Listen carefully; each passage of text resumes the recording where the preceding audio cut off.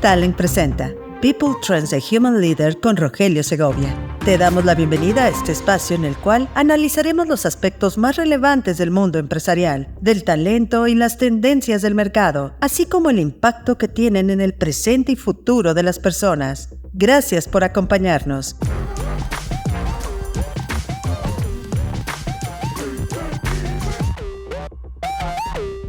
Hoy es martes 3 de octubre y yo soy Rogelio Segovia. Bienvenidos a People Trends. En el 2024, cada habitante del país deberá 126,818 pesos ante el endeudamiento del gobierno. Esto lo afirmó el Centro de Investigación Económica Presupuestaria, el CIEP. La cifra implicaría un aumento de 6.8% en términos nominales respecto a los 118,780 pesos de 2023. El CIEP mencionó que las niñas y niños estarían heredando obligaciones sin que exista una fuerte inversión en su educación, medio ambiente y cuidados para hacerles frente sin sacrificar su bienestar. Asimismo, el CIEP aseveró que sin una reforma integral que garantice recursos permanentes para las crecientes demandas presupuestarias y que revise los compromisos ineludibles con el sistema financiero, organismos, empresas y gobiernos estatales, se pone en riesgo la sostenibilidad del sistema fiscal. Añadió que la situación financiera de Pemex y la volatilidad del petróleo ponen en riesgo el financiamiento tradicional del sector público y la sostenibilidad de la petrolera mexicana. Te dejo una pregunta. ¿Tenemos una reforma fiscal en puerta? Y de ser así, ¿a quién le van a cobrar más impuestos? Situación de negocios actual. En el marco de la globalización y la transformación digital, las empresas extranjeras están cada vez más interesadas en reubicar procesos de producción en México. Según un análisis detallado de Russell Reynolds Associates, las empresas extranjeras que relocalicen procesos de producción en el país requieren que sus áreas de dirección, la conocida C-Suite, incluir mexicanos o personas con profundo conocimiento del país. Dicho análisis señala que un C-Suite puede no ser adecuado si sus miembros no han operado antes en México. Este mercado requiere al menos algo de talento local. En caso de que la organización decida tener solo talento internacional, necesitará un consejero o asesor que conozca México. De lo contrario, tendrá más probabilidades de fracasar. La inclusión de talento local en las C-Suites extranjeras es clave para el éxito de estas empresas en México. Las empresas, las organizaciones que logran incorporar a personas con conocimiento del país y su cultura estarán mejor posicionadas para aprovechar las oportunidades que ofrece el mercado mexicano. Escuchemos la opinión de Daniel Ordaz, consultor, speaker, columnista y organizador de Disrupt HR en México. El nearshoring es trabajar con empresas que están cerca de ti, para ponerlo muy puntualmente. Pero para que haya nearshoring, primero tuvo que haber offshoring, es decir, empresas que se fueron de su país. Esto empezó en los 90 en Estados Unidos, buscando opciones para bajar los costos en Asia. Y cuando estas empresas se fueron para allá, la mayoría de los puestos directivos eran para estadounidenses. Eso mismo ha pasado con empresas mexicanas que han abierto operaciones fuera de México, aunque ahí no es offshoring, eso es simplemente empresas que no es porque se vayan a ir allá para traerse la operación para acá, el producto, sino que se van, por ejemplo, a Japón, a Europa, a distintos países a establecerse porque quieren atender al mercado local. Es un concepto diferente. Empresas como FEMSA, Cemex, Nemac, Qualfon, Catcon han establecido operaciones en muchos países y típicamente quien las dirige es de México. Y poco a poco empieza a integrar a personas locales. Entonces ahora que vemos esta, digamos, locura del nearshoring, que realmente no todo es nearshoring, muchas empresas que están regresándose para acá, otras son empresas asiáticas que quieren estar cerca de Estados Unidos y están viniendo para acá.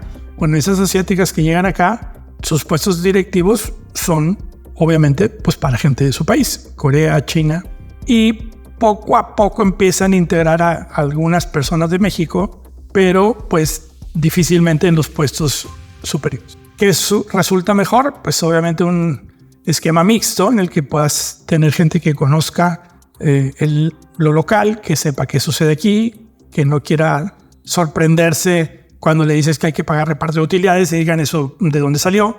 Entonces tenemos allí una combinación necesaria, les guste o no, de tener nacionalidad mixta en los puestos directivos, porque de no tenerlo se arriesgan a cometer bastantes errores y que su curva de aprendizaje sea cada vez más dura. Economía. El mercado laboral tuvo un saldo negativo en la creación de empleo durante agosto. Según la Encuesta Nacional de Ocupación y Empleo, se perdieron poco más de 270,000 puestos de trabajo. Esto resulta de una eliminación de 425,000 plazas en un mes en el sector informal contra la creación de 155,000 nuevos empleos en el mes de agosto. El total de la población desempleada en el país alcanzó a 1.8 millones de personas, ubicando una tasa de desempleo de 2.96%, esto es, con 10 meses consecutivos por abajo del 3%. De acuerdo a BBVA, el superpeso llegó a su fin y esta institución estima que el dólar seguirá subiendo. La etapa en la que se registró la mayor apreciación del peso frente al dólar en este año ya culminó, estimó Javier Amador, economista principal de BBVA México. Tuvimos anuncio de política monetaria del Banco de México. Por cuarta ocasión consecutiva, el Banco de México, Banjico, dejó sin cambios su tasa de interés de referencia en 11.25%.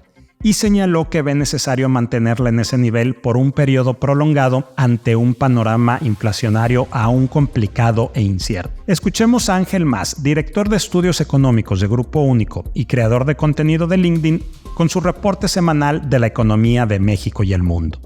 En temas de economía y finanzas, quizá una de las noticias más relevantes de la semana fue la decisión del Banco de México de mantener la tasa de interés en 11.25%. Esta decisión marcó la cuarta reunión consecutiva en la que el Banco Central optó por esta postura, manteniendo así una tasa de interés en niveles históricamente elevados. Esta determinación concordó con la política de la Reserva Federal de Estados Unidos, que recientemente mantuvo su tasa de interés en el rango entre 5.25% y 5.5%. Al respecto, el consenso entre analistas prevé que Banco de México mantendría la tasa de interés de referencia en el mismo nivel hasta finales de año, aunque persisten divergencias encontradas en las perspectivas futuras. En su comunicado de prensa, el Banco de México reafirmó la necesidad de mantener la tasa de interés en su nivel actual por un periodo prolongado. A pesar de los avances en el proceso de mantener la inflación controlada, se reconoce que el panorama sigue presentando desafíos considerables. De hecho, el objetivo de lograr una inflación del 3% se postergó, estimándose ahora que se alcanzaría en el segundo trimestre de 2025 en lugar del cuarto trimestre de 2024, como se había anticipado en el comunicado de prensa previo. En este contexto, la mayoría de las proyecciones apuntan a que el próximo ajuste en las tasas de interés no se materializaría hasta el primer trimestre de 2024 o quizá la segunda mitad de dicho año. Ya veremos cómo va evolucionando la inflación y en este sentido será importante considerar los posibles aumentos o ajustes a salarios precisamente derivados por el tema de inflación. Talento. México está detrás de Chile y Brasil en desarrollo de talento para adoptar tecnologías de inteligencia artificial, de acuerdo con el Índice Latinoamericano de Inteligencia Artificial de la CEPAL. A pesar de que la capacitación es vital para evitar la pérdida de empleos, en desarrollo de talento, México tiene 51.3 puntos, mientras que Chile y Brasil registran 74.4 y 64.9 unidades respectivamente en una escala de 0 a 100, donde mientras más se acerca a este puntaje, es mayor el avance. Tanto Brasil como Chile obtienen los mejores puntajes a partir de su desempeño en infraestructura y desarrollo de talento. La llegada de la inteligencia artificial puso en alerta a profesionistas y trabajadores quienes consideran que pueden ser sustituidos por esta tecnología en puestos que realizan labores repetitivas o rutinarias. Para reducir el riesgo de ser sustituido por la inteligencia artificial, los trabajadores deben apoyarse en esta tecnología para mejorar y hacer más eficiente el trabajo. Escuchemos a Iván Zavala, periodista de formación con estudios en psicología y amplia experiencia en políticas públicas y desarrollo económico a través de ciencia, tecnología e innovación, y que actualmente es Chief Innovation Officer de Hospitales MAC, darnos su opinión a este respecto. Recientemente, la Comisión Económica para América Latina, la CEPAL, en su índice de inteligencia artificial, coloca a México por debajo de países como Brasil y Chile en cuanto a la preparación de talento para adoptar tecnologías de inteligencia artificial. Luego, no es sorprendente, ¿no? En México falta talento competitivo en general, es un problema creciente, en particular en industrias o actividades de alto valor.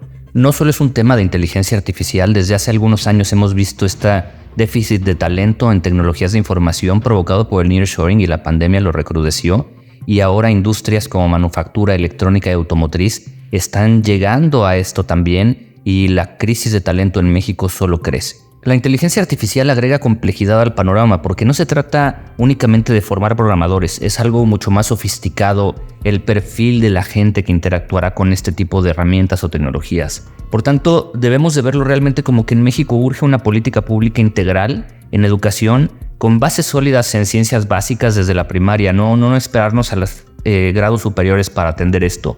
Y desde luego también urge la promoción y el fomento de la formación de profesionales que aporten valor en sus actividades, ¿no? Ser un artista formado, por ejemplo, un fotógrafo, un cineasta es valioso, o una actriz, pero ser un influencer de estilo de vida que no estudió nada y que se puso a decir estupideces en un podcast o en un TikTok no aporta a la vida nacional. Y el problema es que hoy en México, como en países como España y Estados Unidos, el objetivo en la vida es ser influencer. Mientras que en países que están desarrollando tecnología como China e India, el objetivo es ser médicos, ingenieros, astronautas. Ese es un gran diferenciador. Cultura. Según un informe reciente de Gallup, la falta de compromiso de los empleados le está costando a la economía global, atención en este número, unos 8.8 millones de dólares. Una de las razones de esto es que las personas simplemente no están en los puestos adecuados. Atención también a este otro dato, solo el 23% de los trabajadores siente que está prosperando en su empleo actual. Esto significa hacerse la pregunta fundamental, ¿cómo seleccionar un trabajo adecuado para mí? ¿Sabías que el 70% del compromiso de los empleados se ve influenciado por los gerentes? Por tanto, es crucial asegurarte de estar trabajando con el jefe ideal. Escuchemos a Guillermo Ceballos, director de Talentica, quien nos explica cómo podemos tomar la mejor decisión en este tema.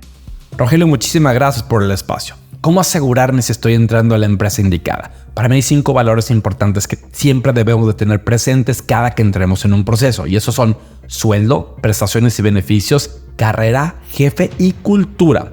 Y sobre eso tenemos que hacer las preguntas y las circunstancias adecuadas para darnos cuenta hacia dónde nos estamos metiendo. En el tema de sueldo prácticamente eso está un hecho, ya hay un tabulador específico. Pero en el tema de prestaciones y específicamente en beneficios, sí hay que ver un tema si hay home office o ver qué tipo de flexibilidad hay. Eso es importante.